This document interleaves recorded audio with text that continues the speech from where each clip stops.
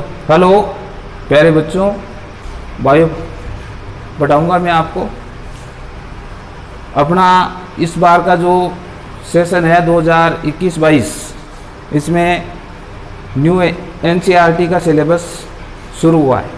तो फर्स्ट जो यूनिट है आपकी बायोलॉजी में, फर्स्ट यूनिट नंबर 1, जनन,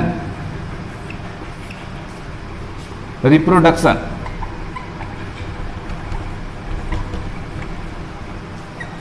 फर्स्ट यूनिट रिप्रोडक्शन 11 मार्क्स की है। इसमें 4 टॉपिक दे रखे हैं। लेसन जो फर्स्ट है वो है जीवों में जनन। जीवों में जनन 2 मार्क्स का लेसन है। लेसन नंबर 2, पुष्पी पादपों में लैंगिक जनन 4 नंबर का टॉपिक है। लेसन नंबर 3, मानव में जनन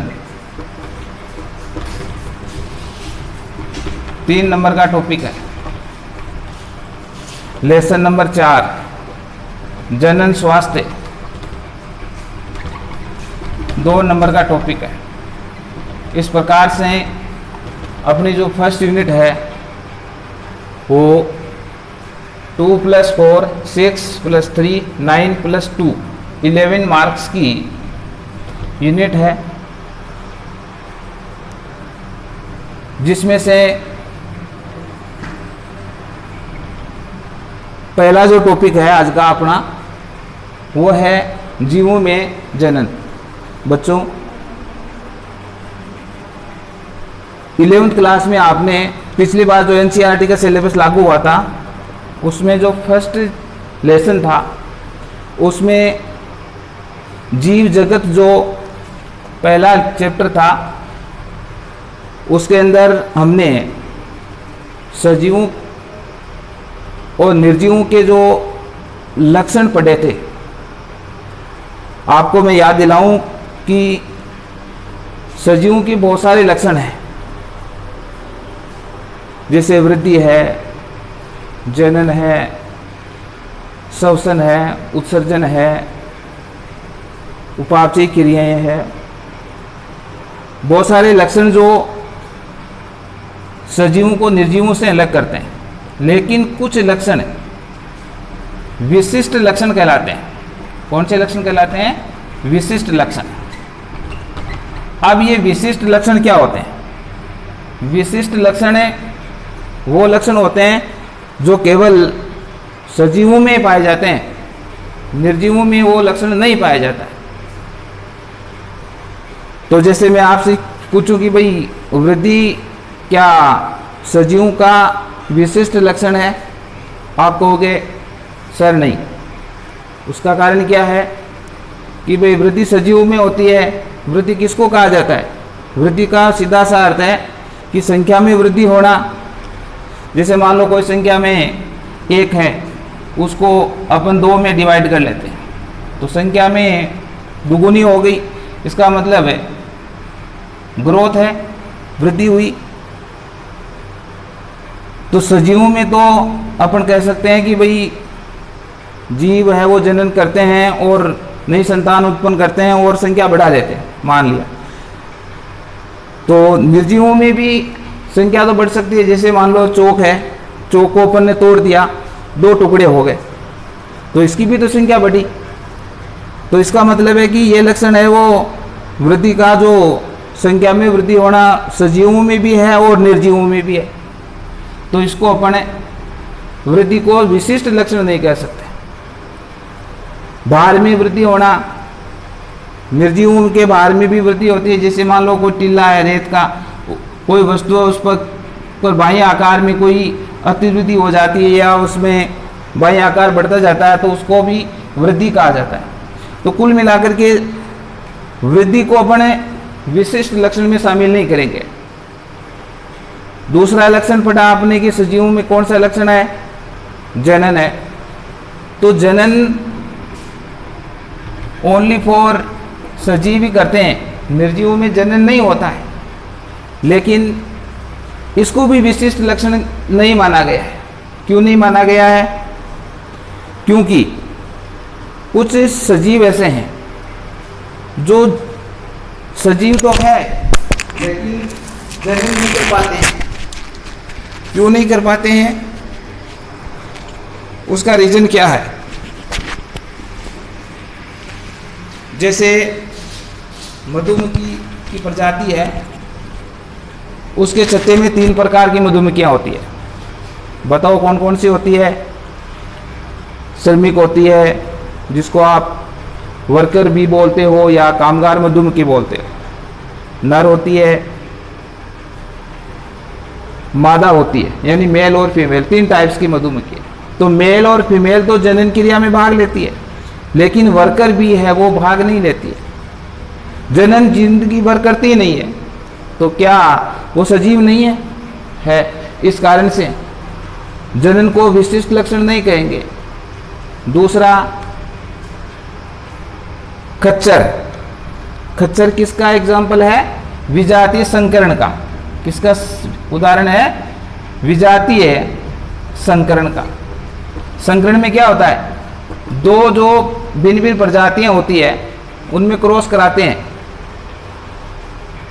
वो दोनों प्रजातियां जो है लक्षणों में अलग अलग होगी। तो इसके अंदर घोड़ा और जो गधा जो है, डंकी और जो हॉर्स है, इसके बीच में क्रॉस करवाया तो म्यूल बना, यानी खच्चर बना। तो खच्चर एक सजीव है, फिर भी जनन क्रिया में भाग नहीं लेता है। इसी प्रकार से मनुष्य में भी 2 प्रजाति होती है, मेल और फीमेल। इसके अलावा एक बंदे पुरुष और होता है, बंदे महिला भी हो सकती है, तो वो भी जनन क्रिया में भाग नहीं लेती। तो इस कारण से अपन जनन को सजीवों का लक्षण तो कहेंगे लेकिन विशिष्ट लक्षण नहीं कहेंगे। तो जनन किसको कहा जाता है? जनन सजीवों का विशिष्ट लक्षण न होकर मुख्य लक्षण है। तो अपन इस जनन के बारे में विस्तृत अध्ययन करेंगे। पहला जो लेसन है उसके अंदर है कि भाई जनन। अब जनन सजीव करते हैं मान लिया, लेकिन इनकी क्या स्टेज होती है, कब करते हैं? तो इसमें एक पहला जो आपका मुख्य पॉइंट आता है जीवन अवधि। जीवन अवधि यानी लाइफ स्पेन, लाइफ स्पेन, जीवन अवधि।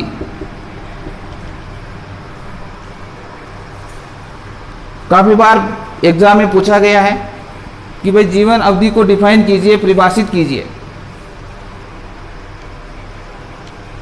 तो अपन कहेंगे कि जीव क्या करता है? अपने समान नया जीव उत्पन्न करता है। तो जीव का जब जन्म होता है, जन्म से लेकर के मृत्यु तक का समय, यानी बर्थ टू डेथ पीरियड जो होता है, लेकिन मृत्यु कौन सी? नेचुरल मृत्यु, प्राकृतिक मृत्यु। किसी भी जीव के जन्म से लेकर के प्राकृतिक मृत्यु तक का जो पीरियड है, वो पीरियड उसका जीवन अवधि कहलाता है।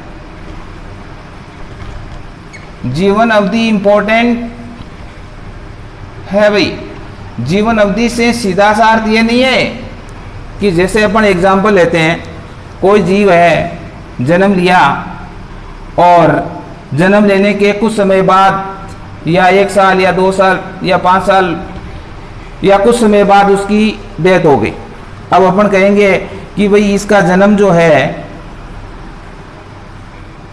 उस समय हुआ था, आज दिन उसकी मृत्यु हो गई, तो कि भाई 2 वर्ष इसका लाइफ स्पेन हो गया।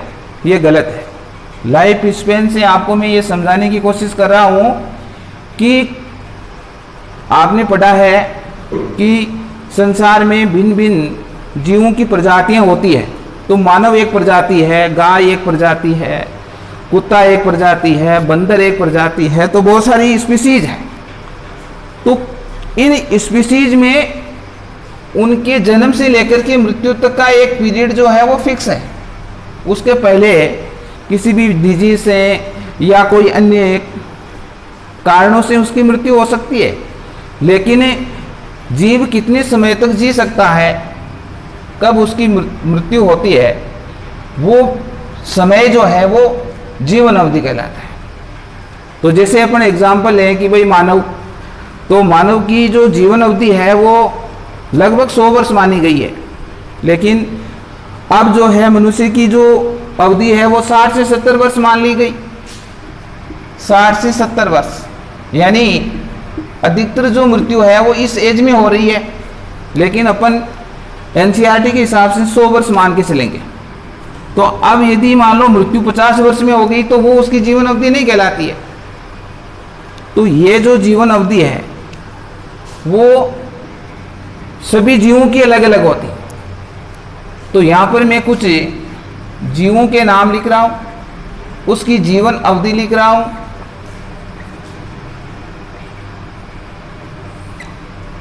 जैसे पक्षियों में बात करें तो कौवा यानी क्रो, क्रो जो है कौवा की जो जीवन अवधि है वो 15 ईयर्स होती है, 15 वर्ष। दूसरा एग्जाम्पल ले रहा हूं मैं तोता, जिसको पैरोट कहते हैं। पैरोट की जीवन अवधि 140 वर्ष है। इस प्रकार से आपकी बुक के अंदर बहुत सारी एनिमल्स के नाम दे रखे हैं, जैसे हाथी, घोड़ा, है ना, कछुआ, बहुत सारे एनिमल्स है। गाय 25 वर्ष, हाथी की 60 से 90 वर्ष, घोड़ा 40 वर्ष। इस प्रकार से प्लांट्स की बात करें तो प्लांट्स के अंदर भी आपने पढ़ा है कि भाई कुछ पादप जो है वार्षिक होते हैं, कुछ बहुवर्षीय होते हैं। तो जैसे मान लो गेहूं का पौधा है, चावल का पौधा है, बाजरे का पौधा है, फसल है, इसकी एवरेज है वो 3 से 4 महीने होती है, 3 से 4 मंथ होते हैं। तो इसकी जीवन अवधि 3 से 4 महीना हुई। अब जैसे मान लो आम का पेड़ है, इसकी 100 से 150 वर्ष है। बरगद का पेड़ है, इसकी जीवन अवधि है वो 200 से 300 के बीच होती है, 300 वर्ष। पीपल का पेड़ यानी 2000 से 3000 वर्ष। ध्यान देना, कुछ प्लांट्स है जिनकी जीवन अवधि कुछ महीनों की होती है, कुछ वर्षों की होती है, लेकिन पीपल का जो पेड़ है वो 2000 से 3000 वर्ष तक जीता है। तो ये सब की जो जीवन अवधि है सारे के सारे पादप और जंतु जीवों की, उनको आपको एक बार देखना याद हो जाएंगे। बताने का यहां पर अर्थ यह है कि क्या जीवन अवधि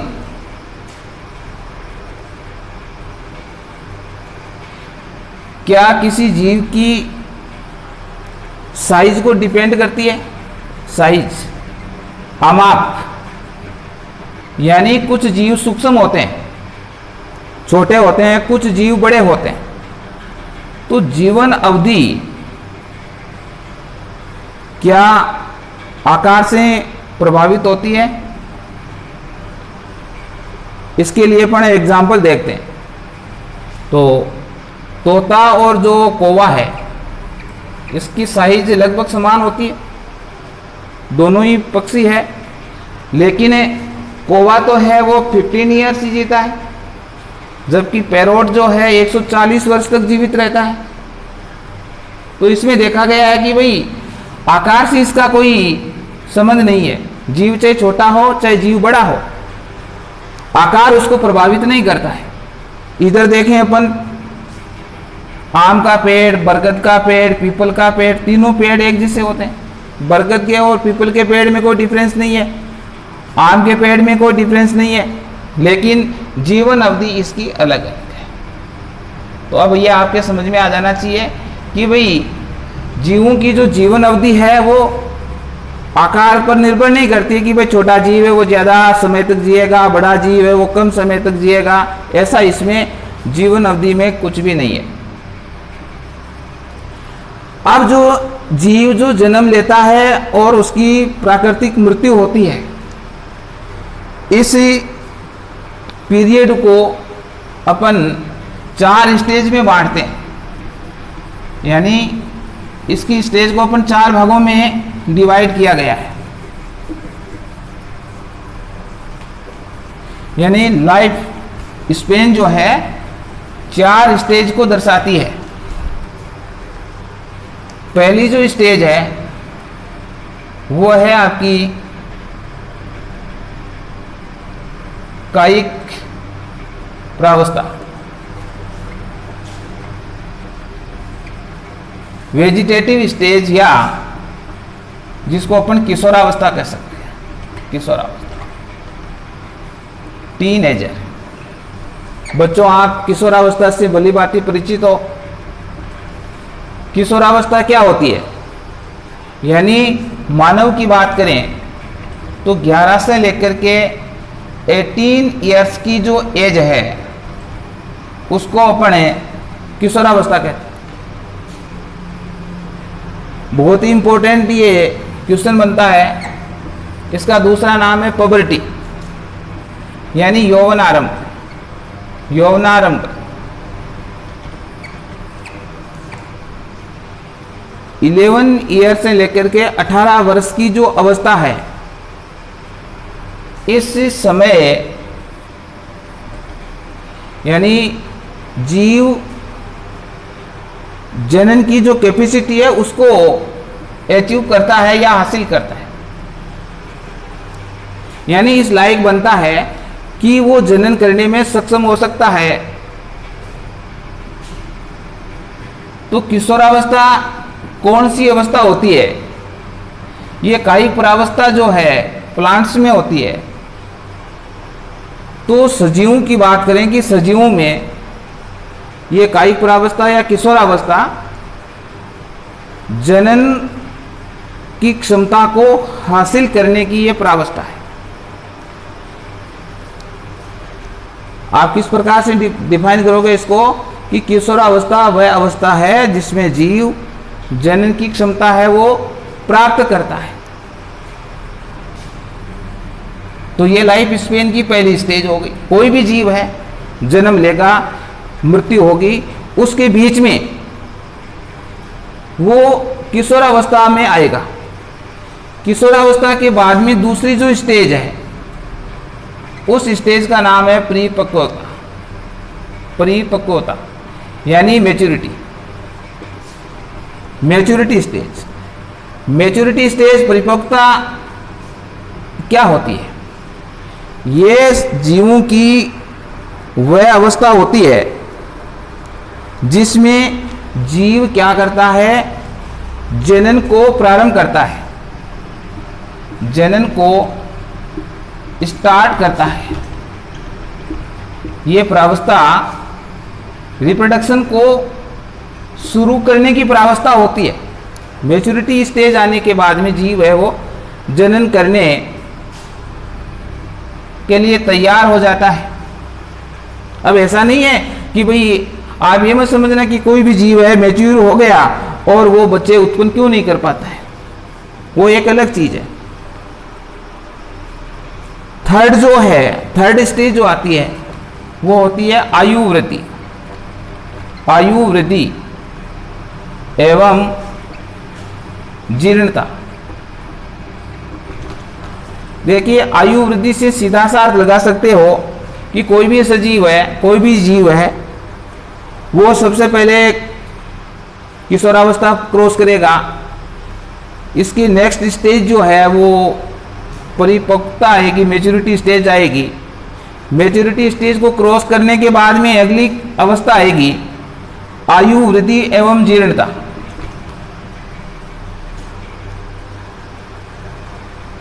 तो एक बात का ध्यान रखना कि ये जो स्टेज किशोर अवस्था से परिपक्वता, परिपक्वता से आपकी आयु वृद्धि या जीर्णता, जीर्णता से अगली स्टेज आती है डेथ, मृत्यु।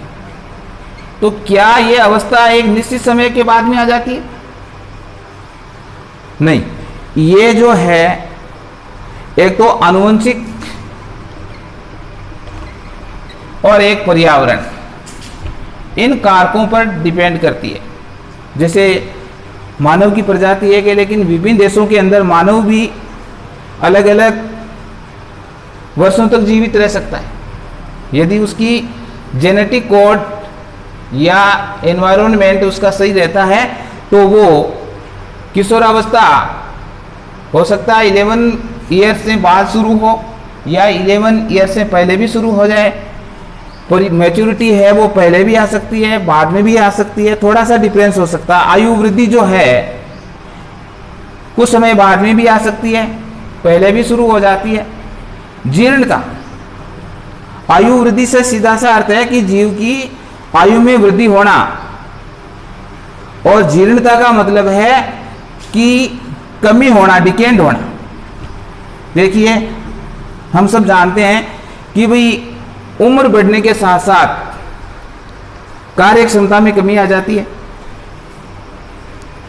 तो जीव की उम्र अधिक होने के बाद, यानी उसकी जो शरीर के जो सिस्टम है, शरीर के जो तंत्र है, उनमें कार्य करने की क्षमता में कमी आ जाती है, अर्थात वो काम करना धीरे धीरे बंद करने लग जाते हैं।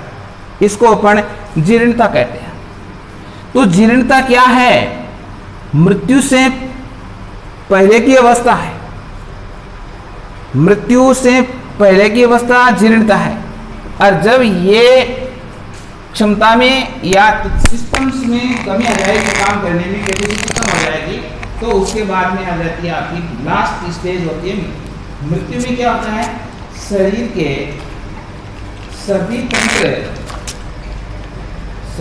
सभी तंत्र पूर्ण रूप से काम करना बंद कर देते।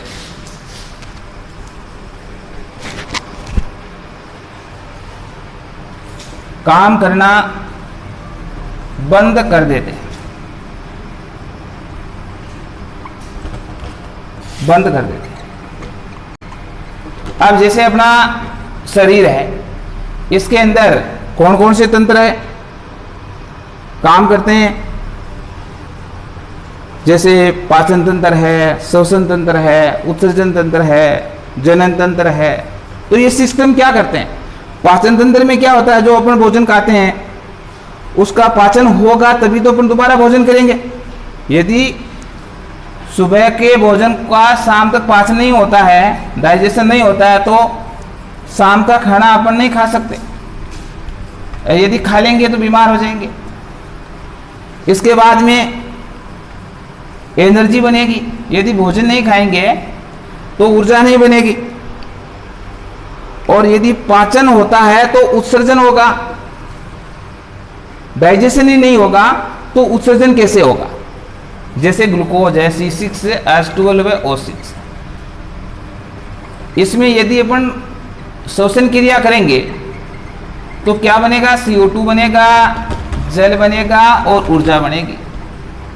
यदि श्वसन क्रिया नहीं होगी, अपना श्वसन तंत्र काम नहीं करेगा, तो ऊर्जा अपनी बॉडी में नहीं बनेगी। ऊर्जा नहीं बनेगी तो शरीर काम करना बंद कर देगा। तो डेथ कब होगी? जब अपनी बॉडी के सिस्टम्स में कार्य करने की क्षमता में कमी आ जाएगी या पूरी तरह से ये काम करना बंद कर देंगे तो किसी भी जीव की डेथ हो जाएगी। तो इसलिए तो ऐसा कहा गया है कि जो जन्मा है वो एक दिन मरेगा। इसका मतलब क्या हुआ कि भाई जो जीव है वो एक निश्चित समय तक ही जीवित रहता है, उसके बाद में उसकी नेचुरल डेथ हो जाती है। तो इस पीरियड को अपने लाइफ स्पेन कहते हैं। और लाइफ स्पेन में, जीवन अवधि में मुख्य जो 4 स्टेज आती है, ध्यान रखना आपको। किशोरावस्था, दूसरा परिपक्वता, और तीसरा आयु वृद्धि और जीर्णता, और 4th स्टेज क्या है, मृत्यु। तो ये 4 स्टेज को जीव जो है पूर्ण करता है अपनी लाइफ स्पेन।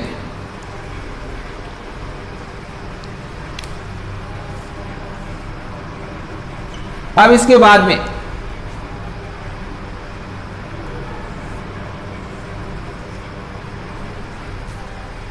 अपन पढ़ेंगे जनन।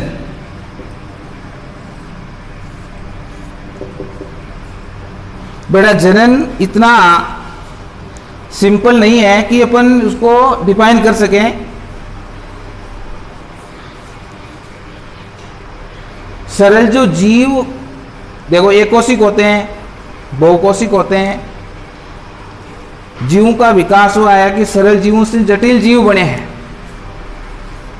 आज अपन इस पृथ्वी पर जैसे हैं वैसे प्रारंभिक अवस्था में नहीं थे, यानी इनका क्रमिक विकास हुआ है। सरल जीवों से जटिल जीवों में जो चेंजेज हुआ है इसको अपन जैव विकास कहते हैं।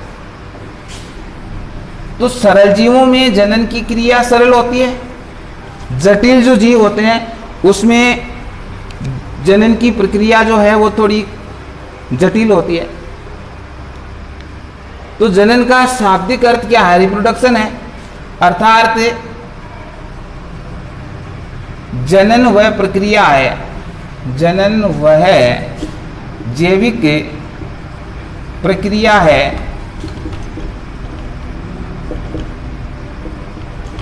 जिसके द्वारा जीव अपने समान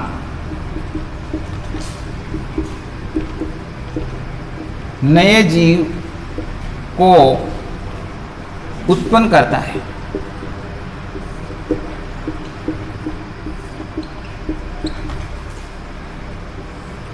जनन में क्या होगा कि जीव अपने समान नए जीव उत्पन्न करेगा, इसको ही अपन क्या कहेंगे, जनन कहेंगे। तो जनन का उद्देश्य क्या है, यानी what is the purpose of reproduction. पहला पर्पज ये हुआ कि यानी निरंतरता, कंटिन्यूटी ऑफ स्पीसीज। जैसे मानव में जनन क्रिया नहीं हो तो आगे आने वाली पीढ़ियां नहीं बनेगी। कोई भी चाहे जीव है, जैसे अपन पश्चिमी राजस्थान की बात करें तो गोडावण है। आज गोडावण जो है दुर्लभ प्रजाति हो गई, अर्थात वो विलुप्त होने की सीमा पर है। क्यों है, क्योंकि गोडावण में जनन जो है वो निरंतर नहीं हो पाया, उसकी संख्या कम हो गई। तो जातियों की जो निरंतरता है वो जनन के द्वारा ही बनी रहती है। दूसरी, जनन के दौरान विभिन्नताएं उत्पन्न होती है, यानी वेरिएशंस। जनन में क्या होता है, जैसे आपने 9th क्लास में 10वीं क्लास में पढ़ा है पिछली बार कि भाई लंबे पौधे जो है